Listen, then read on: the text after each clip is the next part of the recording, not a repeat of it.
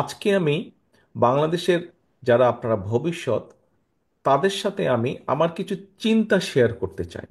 এই চিন্তার অনেকগুলো এরই ভিতরে 31 দফায় আপনারা পেয়েছেন, আপনারা নিজেও আলোচনা করেছেন, নিজেদের বক্তব্য তুলে ধরেছেন। মঞ্চে যারা উপস্থাপকবৃন্দ আছেন বা আলোচকবৃন্দ আছেন ওনারা ওনাদের অবস্থান থেকে ব্যাখ্যা করেছেন আপনাদের সামনে আপনাদের প্রশ্নের উত্তরগুলো। আমি কয়েকটি বিষয় একটু আপনাদের সামনে তুলে ধরতে চাই। যেমন ধরেন, যেহেতু আপনারা স্টুডেন্ট, এখানে উপস্থিত প্রত্যেকে আপনারা স্টুডেন্ট, আমি শিক্ষাটা দিয়ে শুরু করতে চাই। যে শিক্ষাটাকে একজন পলিটিক্যাল অ্যাক্টিভিস্ট বা রাজনৈতিক কর্মী হিসাবে আমি কিরকম মনে করি যে শিক্ষা হওয়া উচিত আগামী দিনের ভবিষ্যৎ। আমি মনে করি যে আমাদের দেশের প্রথমেই যেটা করা উচিত, এবং আমাদের 31 দফার মধ্যেও আছে, যে শিক্ষা ক্ষেত্রে আমরা বাজেট বাড়াবো, বাজেট বৃদ্ধি করব। আমরা আমি ব্যক্তিগতভাবে মনে করি শিক্ষা ক্ষেত্রে যদি কিছু করতে হয় প্রথমেই সেটা করা উচিত প্রাইমারি লেভেলে। প্রাইমারি শিক্ষা কেন্দ্রে, শিক্ষা স্কুলে শিক্ষক, ছাত্র ছাত্রী, এদের উপরে আমাদের প্রথম জোরটা দেওয়া উচিত। এখন প্রথম জোর দিতে আপনি কি বলেন? প্রথম জোর দিতে কি আমরা বুঝবো যে সুন্দর সুন্দর স্কুল বিল্ডিং গড়ে তোলা? আমি এটার পক্ষে নই। আমি এটার পক্ষে নেই। হ্যাঁ, কোনোটা যদি ভাঙাচোরা কিছু থাকে মিনিমাম সেটাকে আমরা ঠিক করে নেব, যাতে শিক্ষকরা ভালোভাবে ক্লাস নিতে পারেন, ছাত্রছাত্রীরা, ছোট ছোট ছাত্রছাত্রীরা প্রাইমারি স্কুলে ভালোভাবে ক্লাস করতে পারে। কিন্তু আমরা জোর দিব কোয়ালিটির উপরে, শিক্ষকের কোয়ালিটির উপরে। বাজেটটা আমরা এখানে বেশি দিব আমি মনে করি, আমার যেটা চিন্তা, যাতে করে আমরা ভালো শিক্ষক পাই। প্রাইমারি স্কুলের শিক্ষকদের কোয়ালিটি যাতে বৃদ্ধি পায়, তাদেরকে আমরা ভালো করে ট্রেনিং দিব, বছরে 2 বার 3 বার 4 বার আমরা ট্রেনিং দিব।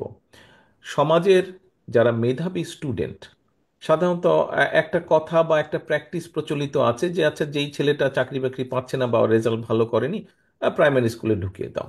নো, এই অ্যাটিচিউডটা পরিবর্তন করতে হবে, এই চিন্তার পরিবর্তন করতে হবে। প্রাইমারি স্কুলের শিক্ষক সেই মানুষটিই হবেন যে একজন ভালো মেধাবী ছাত্র বা ছাত্রী হিসেবে তার পরিবার, তার সমাজের কাছে গ্রহণযোগ্য।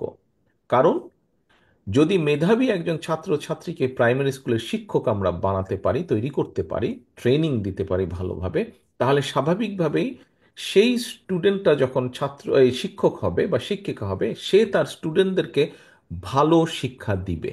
স্বাভাবিকভাবেই সে তার স্টুডেন্টদেরকে ভালো শিক্ষা দিবে। এটি গেল খুব সংক্ষেপে একটি বিষয়। এবং এর জন্য যে শুধু ট্রেনিং দিব আমরা তা না, পাশাপাশি ট্রেনিং এর পাশাপাশি আমাদেরকে অনেকগুলো বিষয় এখানে ইনক্লুড করতে হবে। কোন সেই বিষয়গুলো? সেই বিষয়গুলো হচ্ছে যে শুধু পুঁথিগত বিদ্যা যে বাচ্চাদেরকে, হ্যাঁ ভালো বই দিব আমরা, সিলেবাসগুলো ভালোভাবে করব, ভালো বই দিব, শুধু তাই নয়, সাথে সাথে সামাজিক কতগুলো মূল্যবোধ আছে। সামাজিক কতগুলো মূল্যবোধ আছে। ঠিক আছে, মুরব্বীদেরকে, গার্জিয়ানদের, সিনিয়রদেরকে দেখলে আমরা কিভাবে কথা বলবো, সালাম দিব, আমাদের যেটা ধর্ম অনুযায়ী সামাজিক মূল্যবোধ যেটা আছে, ধর্মীয় মূল্যবোধ আছে, যার যার ধর্মে সেই মূল্যবোধগুলো শিক্ষা দেওয়া হবে। আহ, কিভাবে কথা বলতে হবে একজন মানুষ বিপদে পড়লে। এখানে আহ, আমাদের একজন এরিসা, বোধহয় খুব সম্ভব এরিসা, সে তার বক্তব্যে একটা কথা বলেছে যে জীব জন্তুর দের ব্যাপারে, যে অনেক ক্ষেত্রে আমরা দেখি যে আমাদের দেশের অনেক মানুষই আহ, অপ্রয়োজনভাবে জীবজন্তুকে কষ্ট দিয়ে থাকে। কাজেই এই যে মানুষ বিপদে পড়লে বা একটা জীবজন্তু বিপদে পড়লে তারকে সাহায্য করা, অর্থাৎ এই বিষয়গুলোকে যদি আমরা প্রাইমারি লেভেল থেকে বাচ্চাদেরকে শিখাতে পারি, আমি মনে করি আস্তে আস্তে এটার একটা পজিটিভ ইফেক্ট আমরা সমাজে দেখতে পাবো। সময় লাগবে হয়তো কিছুদিন, কিন্তু আমরা দেখতে পাবো।